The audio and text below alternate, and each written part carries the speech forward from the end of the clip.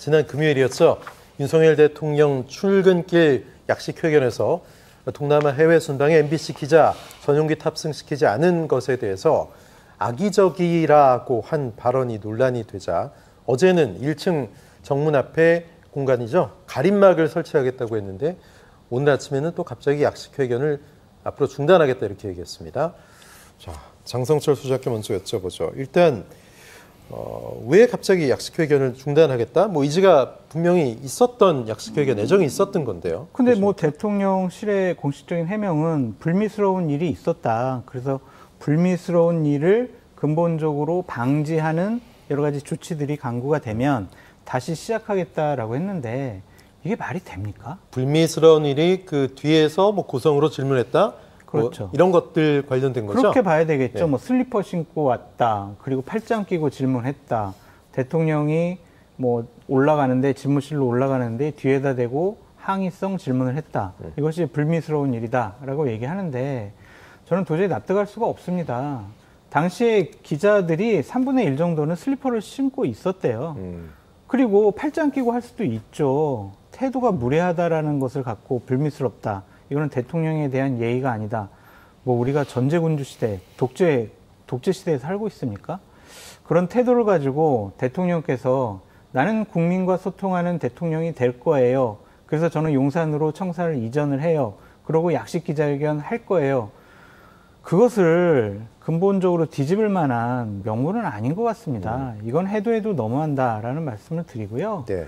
누가 약식 기자회견 하라고 국민이 요구했습니까? 대통령 본인이 얘기했잖아요. 본인이 얘기를 하시고 아니 나 불미스러운 일 있으니까 나 이제 안 할래. 대통령이 국민과의 한 약속을 이렇게 손바닥 뒤집듯이 뒤집어도 됩니까? 저는 말도 안 되는 일이 벌어지고 있다라고 말씀을 드리고 네. 전 개인적으로 평론가의 입장에서도 이건 상당히 아쉽고 잘못된 일이다라고 말씀을 드려요. 예. 저희들이 정치 평론을 하잖아요. 네. 그럴 때마다 대통령께서 약식 기자회견을 통해서 여러 가지 평론할 아이템을 제시를 해주셨는데 이제는 그런 아이템도 우리가 제공받지 못한다. 평론가로서 상당히 아쉬운 부분이다. 그래도 아이템거리 많지 않을까요? 글쎄요. 그래도 대통령의 날선 생각을 날 것 그대로 듣는 것. 그것과는 좀 다르겠죠. A4 용지 준비된 입장을 읽는 것과 대통령의 기본적인 생각을 우리가 직접 들을 수 있다는 건 다른 문제라고 생각을 합니다. 예.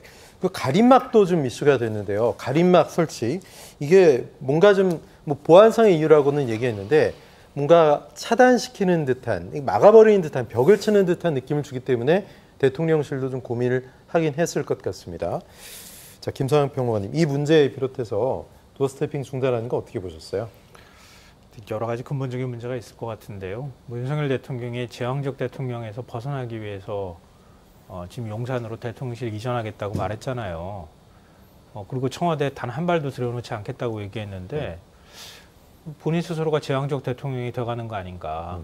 그럼 뭐하러 용산으로 대통령실 굳이 옮기겠다고 그렇게 우겼는가. 좀 의혹을 갖지 않을 수가 없어요. 그럼 무슨 이유 때문에 옮기려고 한 거예요? 한 집권 6개월쯤 돼 보니까 모든 사람들이 대통령 앞에서 아무 말도 못하고 대통령이 한마디 하면 다 그거 그대로 따라야 되는 이런 분위기에 도취됐나? 이런 생각은 안 할 수가 없고요. 그러니까 이거는 단순히 그러니까 대통령이란 사람이 자꾸 보이기 때문에 저는 굉장히 부정적인 영향을 끼치고 있다고 보는데요. 그러니까 대통령이 결심하지 않으면 불가능한 일들이 계속 벌어지고 있잖아요. 그러니까 대통령이 편의적인 언론관이라든가 아니면은 언론에 대해서 굉장히 편파적이고 뭐라고 할까요? 언론관 자체가 없는 것 아닐까 하는 생각이 드는 의심스러운 이런 대목들이 계속 생겨나는 건데요. 그러니까 더 큰 문제는 뭐냐면요. 대통령이 이렇게 감정에 치우쳐서 만약에 언론을 바라보고 있다고 하면 참모들이 그것들을 바로잡아줘야 하는데 참모들이 오히려 그걸 가지고 오히려 계획을 짜고 있다. 저는 그렇게 의심해요. 어떤 계획을요? 그러니까 일종의 언론이 스스로 내부 규율을 할 수 있도록 스스로 자율 규제를 하도록 하게 만드는 장치인 것 같아요.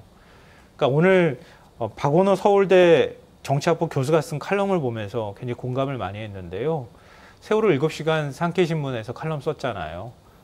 대통령 당시에 청와대에서 굉장히 반발 많이 했죠. 네. 그걸 빗대서 이렇게 얘기하더라고요. 일본 언론이 한국 정치권이 우습게 보였던 사례다.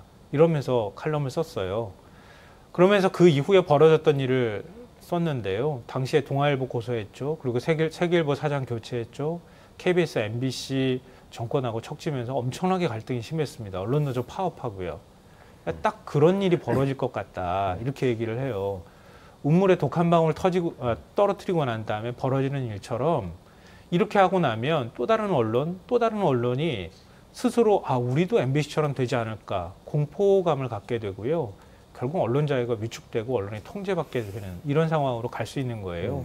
제가 볼 때 많은 언론이 이미 스스로 이거 이렇게 보도하면 대통령실이 어떻게 나올까? 예. 저는 겁을 먹기 시작했다고 생각하거든요. MBC처럼 세무조사 당하면 어떡하나 걱정할 거고요.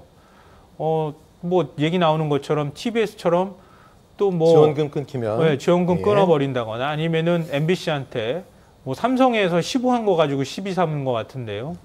대기업들도 광고하지 말라고 손목 비틀거나 이런 일들이 또 벌어질지 모르는 상황이라고 생각해요.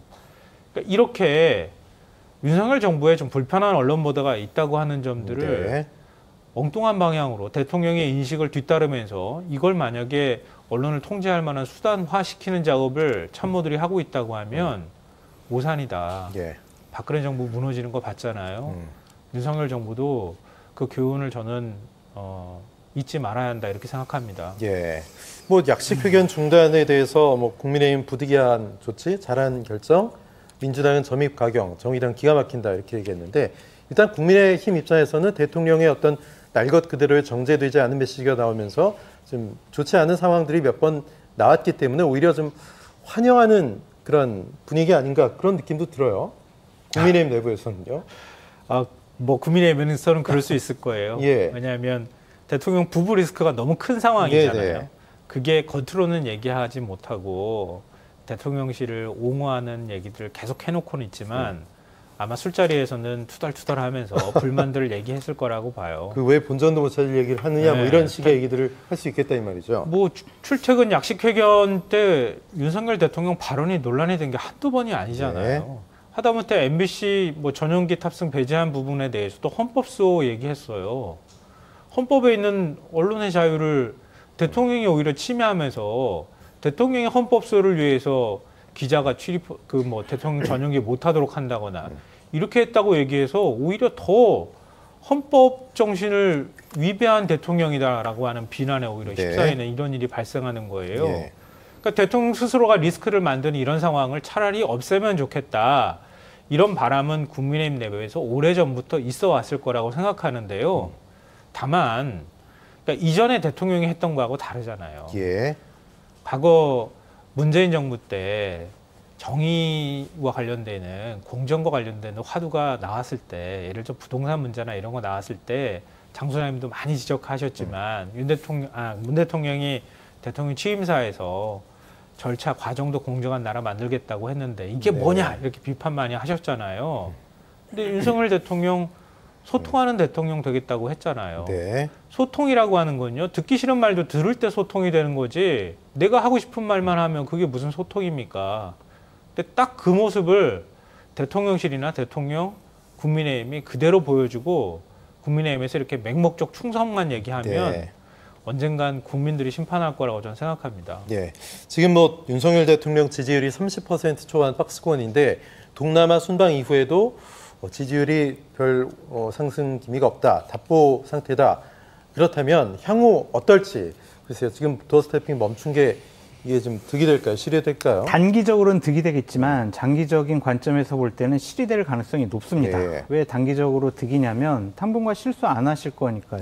구설수에 안 예. 오르실 테니까 이것은 당분간 실수하지 않는 대통령 또 국민의 눈높이에 맞지 않는 말을 하는 대통령이 아니다라는 인상을 줄 수 있겠죠. 하지만 좀 장기적으로 봤을 때 본인이 약속한 소통하는 대통령이 되겠다라는 본인의 약속과 가치와 명분을 그냥 훼손시켜 버렸잖아요. 약속을 저버렸잖아요. 예. 그러면은 장기적으로 약속을 지키지 않은 대통령이라는 이미지를 받을 가능성이 높습니다. 그래서 자꾸 뭐 참모들 같은 경우에는 여러 가지로 구설수에 오르고 실수하고 논란이 되니까 도어 스태핑 안 했으면 좋겠다라고 건의를 했는지 아니면 대통령이 나 기분 나빠 안 할래 라고 먼저 결정을 하셨는지 우리는 알 수가 없지만 예. 그래도 제대로 잘 준비를 해서 약속을 지키는 대통령이 되는 모습을 보여주는 것이 훨씬 좋지 않았을까라고 아쉬움을 표명합니다. 네, 알겠습니다. 두 분과는 말씀 여기까지 나누겠습니다. 장성철 소장, 김성원 시사평론가 고맙습니다.